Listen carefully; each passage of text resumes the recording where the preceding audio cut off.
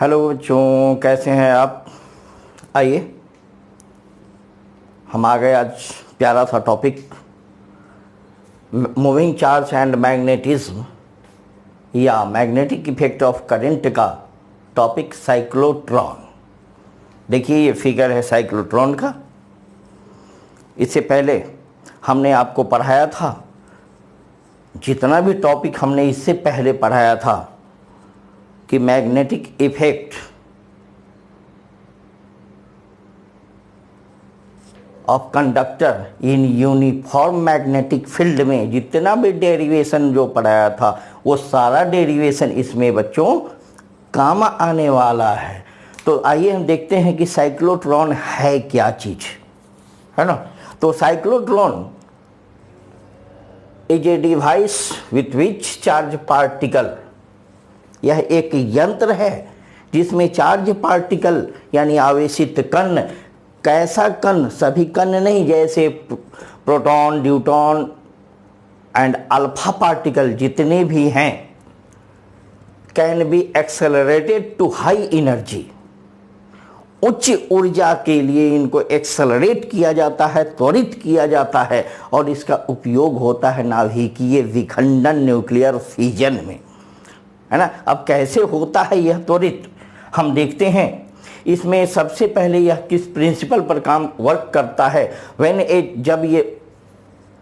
Charge particle inter इन electric field, जब ये charge particle है, ये है आपका charge particle,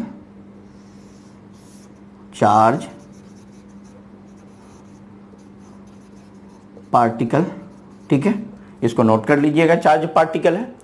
when A charge particle inter A magnetic field, magnetic field में इंटर करता है तो इसकी वेलोसिटी क्या होती है, इंक्रीज हो जाती है। कैसे इंक्रीज होती है, इससे पहले टॉपिक में a charge particle move in uniform electric field में हमने आपको पढ़ाया था। Increase its velocity and makes centripetal circular motion due to a magnetic field. यह जब मैग्नेटिक फील्ड में जाता है, इससे पहले आपने पढ़ा था कि किसी चार्ज पार्टिकल को इस मैग्नेटिक फील्ड में रखते हैं तो जैसे ही रखते हैं या मूव करता है तो इस पर एक मैग्नेटिक फोर्स लगता है जो इसको ऐसे मोड़ देता है, ठीक है। परपेंडिकुलर इसकी वेलोसिटी क्या हो जाती है, परपेंडिकुलर, और इस पर फोर्स एक लगता है जो सेंट्रीपिटल फोर्स लगता है, जो इसको सर्कुलर पाथ पर मूव करने के लिए मजबूर करता है। और जैसे ही सर्कुलर पाथ पर मूव करेगा एक फोर्स अंदर की ओर लगेगा जिसको हम सेंट्रीपिटल फोर्स कहते हैं, और वह फोर्स लॉरेंज फोर्स के बराबर होता है, ठीक है। अब देखिए इसका कंस्ट्रक्शन, इसमें क्या क्या है। ये दो डीज होता है, डीज, जिसको डीज कहते हैं। आप सीडी कैसेट आपने देखा होगा, उसको सीधे बीच से काट दीजिए, फाड़ दीजिए। बीच से जब सीडी कैसेट को काटिएगा तो देखते हैं वो दो भागों में डिश के तरह डी आकार का बन जाता है, डी आकार का। अंदर से यह खोखला होता है, दोनों के बीच में कुछ स्पेस होता है, ठीक है, दोनों के बीच में कुछ स्पेस होता है। तो देखिए वही मैंने लिखा कि two dees D1 and D2 hollow metallic conductor यानी खोखले धातु चालक का बना होता है, ठीक है। सम गैप्स बिटवीन टू डीज, दोनों डीज के बीच में, इसे तो मैंने जूम करके आपको बनाया है, जूम, इसलिए ये दोनों के बीच में कुछ गैप होता है, दोनों के बीच में कुछ गैप होता है, जहां पे देखिए टू स्ट्रॉन्ग इलेक्ट्रोमैग्नेट, ये इलेक्ट्रोमैग्नेट है, दो स्ट्रॉन्ग इलेक्ट्रोमैग्नेट है जो दोनों ऊपर से ऐसे रख दिया जाता है, जिसके कारण मैग्नेटिक फील्ड नॉर्थ से साउथ की ओर, देखिए मैग्नेटिक फोर्स लगता है, मैग्नेटिक फील्ड बनता है सब में। ये इंडिकेट, क्रॉस चिन्ह इंडिकेट करता है मैग्नेटिक फील्ड को, है ना। ये क्या है, मैग्नेटिक फील्ड है, ये मैग्नेटिक फील्ड, फील्ड है, ये फील्ड बनाता है। या मैग्नेटिक फील्ड के कारण चार्ज पार्टिकल पर एक फोर्स लगता है, ठीक है। उसके बाद हाई फ्रीक्वेंसी ऑसिलेटर, यह सबसे प्रमुख चीज है, ये है आपका ऑसिलेटर। हाई फ्रीक्वेंसी, ऑसिलेटर का मतलब कि इसकी फ्रीक्वेंसी बहुत अधिक है, आवृत्ति बहुत अधिक है। यह हमेशा इसका वर्क काम क्या है कि समय, निश्चित समय पर इसको टाइम फिक्स किया जाता है कि ये जो है अपने समय पर ये फिर ऐसे मुड़ जाता है, फिर ऐसे मुड़ जाता है, फिर ऐसे मुड़ जाता है। ये पॉजिटिव और ये निगेटिव, ठीक है, ये पॉजिटिव और ये निगेटिव, ठीक है। इस दो हाई ऑसिलेटर, फ्रीक्वेंसी ऑसिलेटर से इसको, इस डिज को इससे जोड़ दिया मैंने, ये देखो आप, और इस डिज से इसको मैंने जोड़ दिया।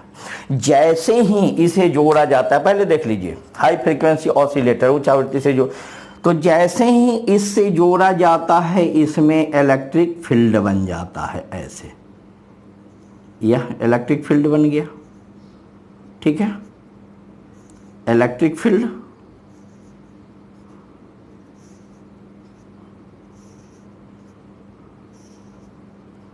जैसा कि आपने कैपेसिटर चैप्टर में देखा होगा कि इलेक्ट्रिक फील्ड किधर, इधर पॉजिटिव, इधर positive, positive, positive, positive, positive, positive, positive, और इधर negative, negative, negative, negative, negative, negative, negative, negative बन जाता है, ठीक है, फील्ड बन गया। तो इस फील्ड के कारण ये चार्ज यहाँ से यहाँ जाना चाहता है, ठीक है। अब देखिए, अब थ्योरी क्या है कि when charge particle moves perpendicular to magnetic field, ये देखो भैया मैग्नेटिक फील्ड ये है, ठीक है, मैग्नेटिक फील्ड ये है, और ये चार्ज पार्टिकल मूव्स जाता है कैसे, ऐसे परपेंडिकुलर, एक दूसरे के परपेंडिकुलर है, ठीक है, जाता है। तो अब देखिए इसका वर्क फंक्शन है ना, magnetic field in the dees में जो मैग्नेटिक फील्ड है जाता है, Lorentz force acting on it, तो उस पर एक लॉरेंज फोर्स लगता है। लॉरेंज फोर्स में आपने देखा था क्यू भी एम साइन थीटा, आपने पढ़ा था। अब देखिए लॉरेंज फोर्स जैसे ही लगता है, जैसे ही यह यहाँ पे गया, ठीक से यहीं पे समझने की बात है कि जैसे ही यहाँ गया और मैग्नेटिक फील्ड में गया, या मैग्नेटिक फोर्स इस पर लगा और इसको क्या किया, इसके वेलोसिटी को मूव कर दिया, मोड़ दिया, ऐसे ऐसे मोड़ दिया, चूंकि ये निगेटिव से पॉजिटिव यह मोड़ दिया, और जैसे ही ये मोड़ा है ना, ऑसिलेटर चेंज हो गया, ये ऑसिलेटर क्या हुआ, मूव कर गया ऐसे, तब इधर निगेटिव और इधर पॉजिटिव आ गया। तो जैसे ही इधर पॉजिटिव और इधर निगेटिव आएगा, है ना, जैसे ही इधर पॉजिटिव और इधर निगेटिव आएगा, इसको ऐसे, इसको यहाँ ले लेता है, यहाँ मान लीजिए इसकी वेलोसिटी थी v, ठीक है, यहाँ पे वेलोसिटी थी v, ये हो गया v1, ठीक है। जैसे ही ये निगेटिव और पॉजिटिव यहाँ पे आया, फिर ऑसिलेटर क्या हुआ, ऐसे मूव कर गया, और इसको क्या किया, मैग्नेटिक फील्ड में आया, तो यह मैग्नेटिक फील्ड इसको ऐसे मोड़ दिया।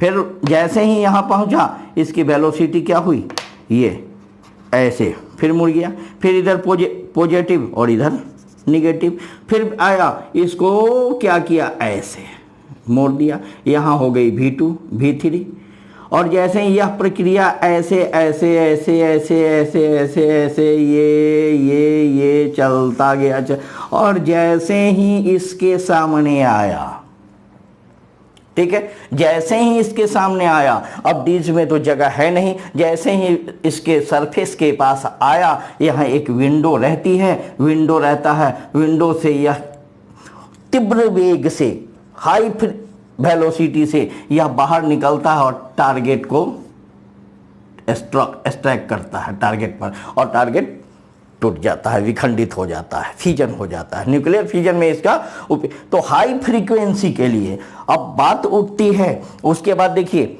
व्हेन चार्ज पार्टिकल, ये तो देखा था मैंने, charge particle Lorentz force acting on it. अब देखिए दैट फोर्स, यह force provide centripetal force. Centripetal force का मतलब जब यह सर्कुलर पाथ पर घूमने के लिए इसको मजबूर करता है तो इसके अंदर की ओर एक फोर्स लगता है जिसको क्या कहते हैं हम, सेंट्रीपिटल फोर्स।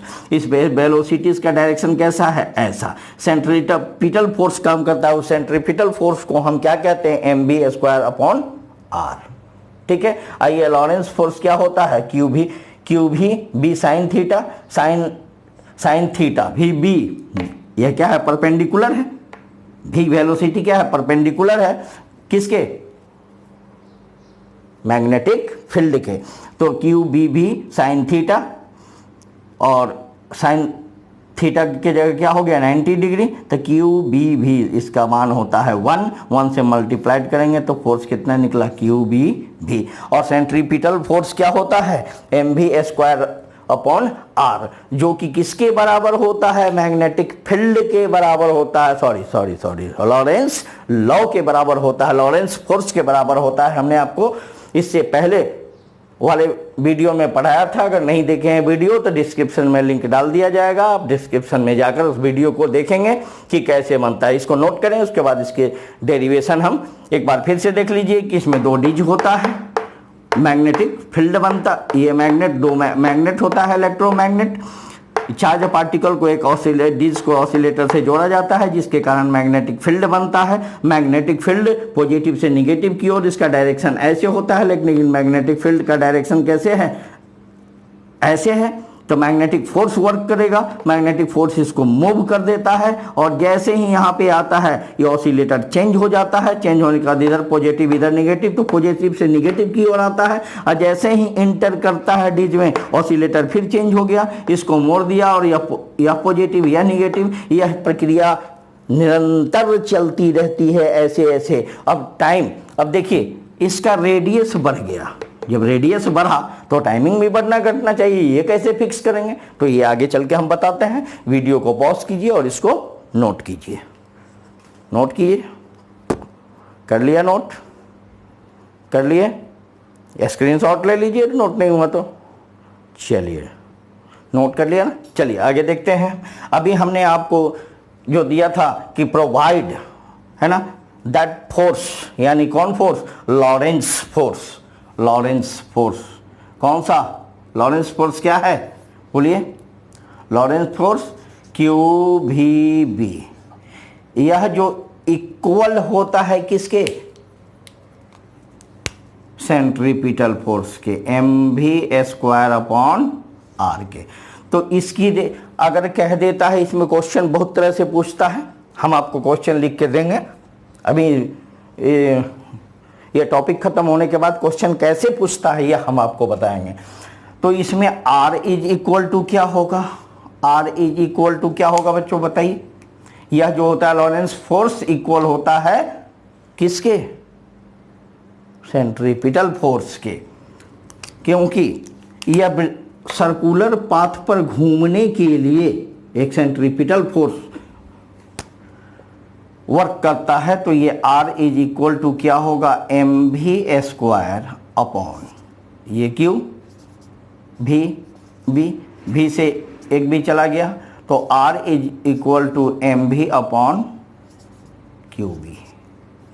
ठीक है, QV ये तो निकल गया। ये तो आपने इससे पहले भी देखा होगा, ये charge particle moving in magnetic field, पिछले टॉपिक में ये सेम चीज निकला था। यानी वह जो वर्क करता था, मूव करता था, साइक्लोट्रॉन में ही इसका यूज होता है। ये इक्वेशन मान लो 1 हो गया। ठीक है, सेम चीज जो पहले पढ़ा था। अब इसको मूव करने में कोई टाइम तो लगता होगा। अब यहां बच्चों देखो कि ऑसिलेटर के घूमने का टाइमिंग क्या होगा, ये दिमाग में बात आती है कि यहां तो मान लीजिए यहां ये मूव कर गया, ठीक है, मूव कर गया। जब ये फिर मूव किया तो इसका रेडियस बढ़ा, वेलोसिटी इंक्रीज हुई। रेडियस बढ़ेगा, वेलोसिटी और इंक्रीज होगी जितना ही डिस्टेंस बढ़ेगा। यहां आप देखो R, M तो मास ऑफ पार्टिकल क्या होगा, कांस्टेंट।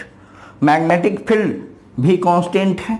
चार्ज जो दिए हुए हैं चार्ज पार्टिकल, वो ना बढ़ेगा ना घटेगा, वेरिएबल नहीं है, वो भी कांस्टेंट है। तो ये R किस पर किसका प्रोपोर्शनल है, यहां देखिए r is proportional to v, ये तो कांस्टेंट, ये भी कांस्टेंट, ये भी कांस्टेंट, v वेलोसिटी, तो r increase, velocity increase with r, है ना। यदि डिस्टेंस बढ़ेगा तो वेलोसिटी भी बढ़ेगी, यह प्रोपोर्शनल है, इंक्रीज होता है। तो टाइम, इसलिए टाइमिंग उतना ही लगेगा, जब रेडियस बढ़ेगा तो इसकी वेलोसिटी और बढ़ जाती है, स्पीड और बढ़ जाती है, इसलिए टाइम फिक्स रहता है, टाइम उतना ही लगता है। तो ये टाइम कितना लगेगा भाई, तो यहां देखिए बच्चों, टाइम जो है हाफ डीज, है ना, टाइम टेकन,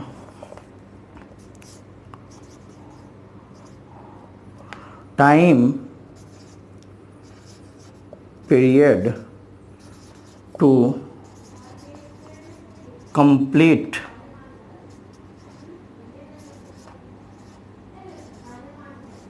हाफ सर्किल,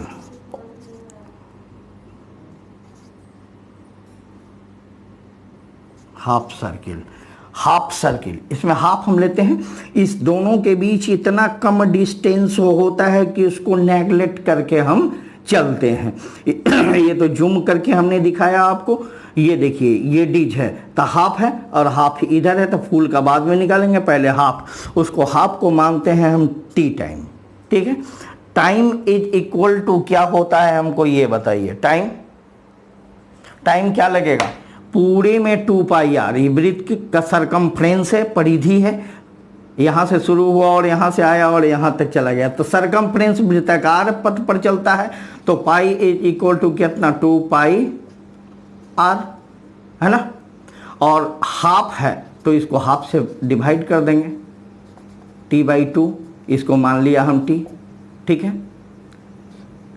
तो क्या होगा, 2 से 2 पाई आर, तो क्या होगा पाई आर। देखिए टाइम बराबर क्या होता है, डिस्टेंस अपॉन वेलोसिटी, वेलोसिटी, तो क्या होगा 2 पाई आर, तो नहीं होगा, हाफ है, अपॉन वेलोसिटी कितनी, बोलिए वेलोसिटी भी, होगा या नहीं होगा। अब full time, full time period, total time period, इसको हम टी मान लेते हैं, टी, तो ये टी को अगर हम हाफ कर देते हैं तो ये किसके बराबर होगा, इस टी के बराबर होगा, टी का आधा, इसको हम पूरा टाइम पीरियड टी मान लिए, तो t/2 is equal to T, या टी किसके बराबर है, यानी t/2 is equal to pi R upon V, तो t इज इक्वल टू क्या होगा, क्रॉस मल्टी कर दो, 2 पाई आर अपॉन भी, पूरा टाइम पीरियड क्या हो गया, 2 पाई आर अपॉन भी। ये उसमें भी, इससे पहले वाले वीडियो में भी लगा था, गर्मी काफ़ी है। चलिए, बहुत अच्छी बात, यहाँ तक तो आपने नोट कर लिया। अब हम आते हैं, टाइम तो निकल गया, इसकी फ्रीक्वेंसी निकालते हैं, ठीक है, इसकी फ्रीक्वेंसी निकालते हैं। इसको नोट कर लिया आप, नोट कर लीजिए पहले।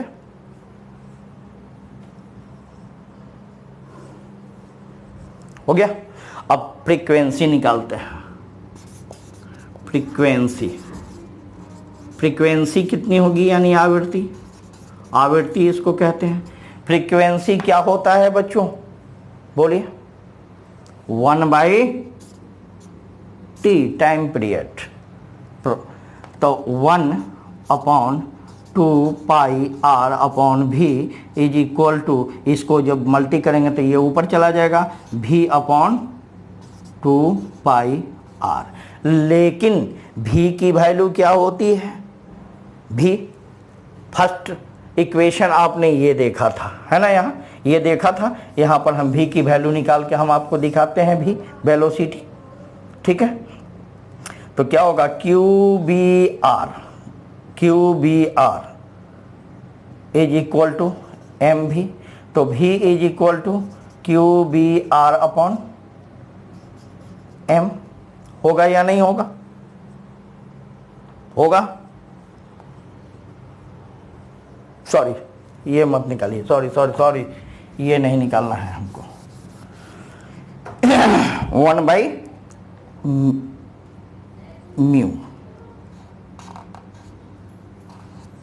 ठीक है।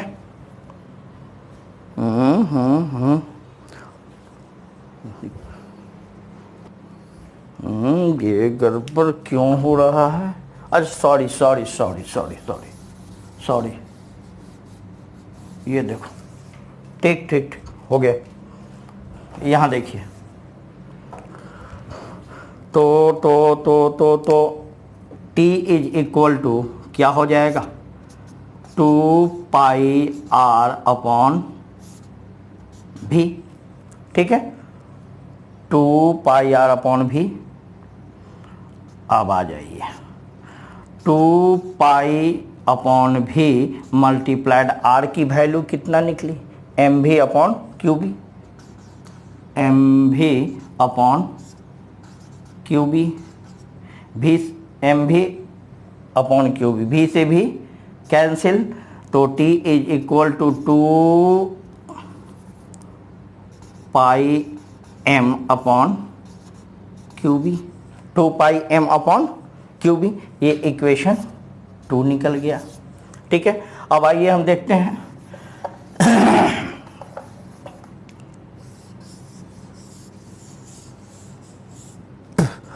अब इसकी फ्रीक्वेंसी निकालते हैं हम। फ्रीक्वेंसी यानी इसको हिंदी में क्या कहा जाता है? आवृत्ति। आवृत्ति क्या होगा? 1/, आवृत्ति को हम म्यू द्वारा इंडिकेट करते हैं 1/t, होगा या नहीं? 1/t। तो देखिए 1/t, t कितना निकला? 2πm upon Q B. तो फ्रीक्वेंसी कितना हुआ? ये मल्टीप्लाई होगा तो ऊपर चला जाएगा, क्यू बी अपॉन 2πm। ये निकल गया आपका, निकल के आ गया। क्या निकल के आ गया? फ्रीक्वेंसी। अब एंगुलर फ्रीक्वेंसी क्या होगा? ओमेगा, इसको कहा जाता है एंगुलर फ्रीक्वेंसी, कोणीय आवृत्ति, कोणीय आवृत्ति omega. Omega is equal to क्या होता है? 2πμ, ठीक है। ओमेगा इज इक्वल टू 2πμ, यानी 2π मल्टीप्लाइड म्यू का मान कितना आया?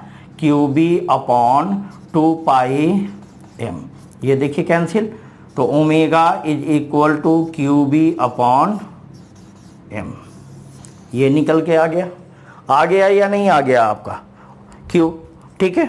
जो आप पिछले वीडियो में आपने देखा था, टोटल डेरिवेशन वही है, साइक्लोट्रॉन का भी डेरिवेशन और उसका डेरिवेशन सेम है। इसको नोट कीजिए, इसके बाद एनर्जी इसका निकालते हैं हम।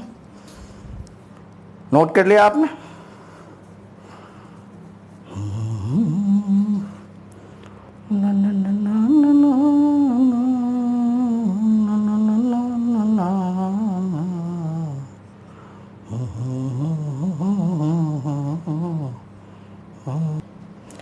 आइए अब देखते हैं एनर्जी गेन्ड।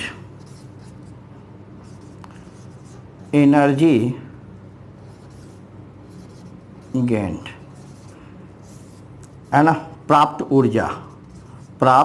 ऊर्जा। इससे जब इसमें कितनी एनर्जी प्राप्त करता है साइक्लोट्रॉन, उसी एनर्जी से ना एक्सट्रैक्ट करता है किसको? टारगेट को। यहाँ टारगेट रखा रहता है जिसको हिट करता है वो। तो एनर्जी कितना होता है आपने पढ़ा होगा 11th क्लास में, 12 mv²। अब बात उठती है कि 12 m और v कहाँ से लाए हम? तो आपने इससे पहले अभी तुरंत मैंने निकाला था कि r is equal to mv² upon, sorry, r is equal to mv upon Q B. निकाला था या नहीं? बोलिए। तो V इज इक्वल टू क्या होगा ये बताइए। V is equal to QBR, QBR multiplied M। होगा या नहीं होगा, बोलिए, होगा। तो V यहाँ से निकलेगा, इसकी वेलोसिटी, ये वेलोसिटी है, तो हम इसको लिख सकते हैं E is equal to half M, इसका रेडियस निकला था इतना, रेडियस से हम V निकाल दिए, मल्टीप्लाइड QBR अपॉन M, इसका स्क्वायर है तो इस पर क्या हो जाएगा, स्क्वायर। अब E half M multiplied Q square B square R square upon M square, M से M कैंसिल, तो क्या निकला, half Q square B square R square upon M। इसको ऐसे भी लिख सकते हो आप, या ऐसे भी लिख सकते हो, Q square B square R square upon 2M। ये है इसकी एनर्जी, ठीक है, कोई दिक्कत। अब इसका बच्चों कुछ लिमिटेशन भी है, लिमिटेशन ऑफ साइक्लोट्रॉन। साइक्लोट्रॉन का लिमिटेशन होगा, limitation of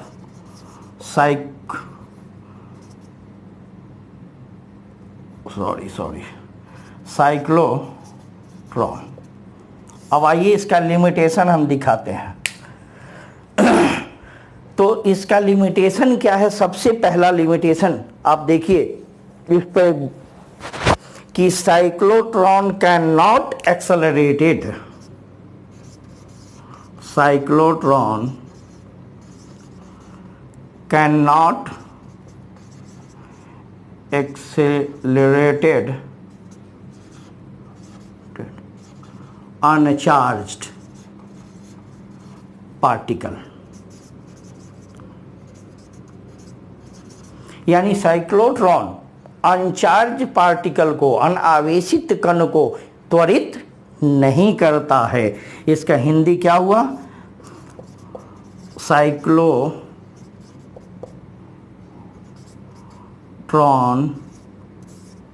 अनावेशित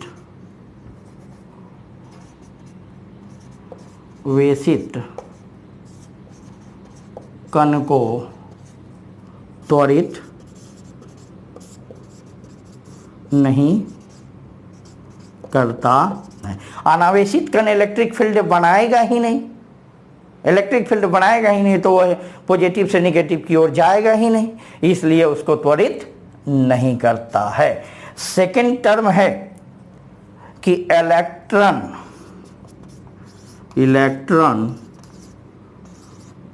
can not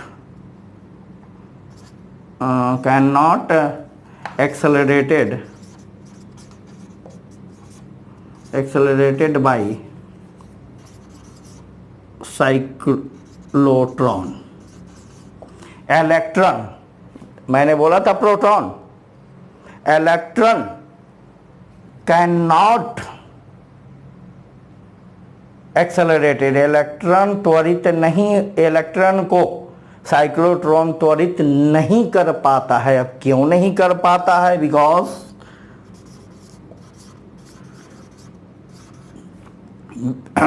because it have a small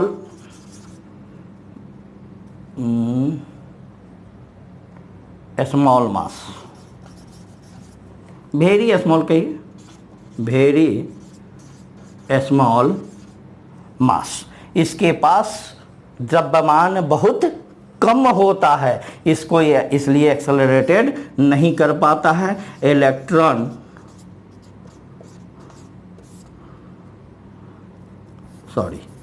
cyclotron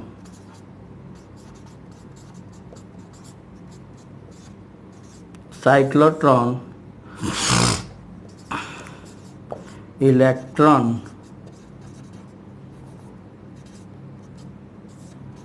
को त्वरित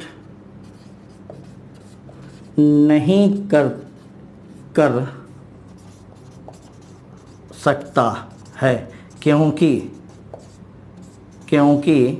इसका द्रव्यमान बहुत कम होता है। ठीक है, इसका द्रव्यमान बहुत कम होता है। एक चीज मैंने बताना आपको भूल गया बच्चों कि सारे प्रोसेस को एक वैक्यूम चेंबर में बंद कर दिया जाता है। इस सारे प्रोसेस को एक वैक्यूम चेंबर में बंद कर दिया जाता है। ठीक है, इस जितने भी आपने देखा अभी एक बार फिर से आइए देखते हैं कि साइक्लोट्रॉन में 2 डिश होते हैं। एक चार्ज पार्टिकल होता है जिसको यहाँ पे रखा जाता है चार्ज पार्टिकल को।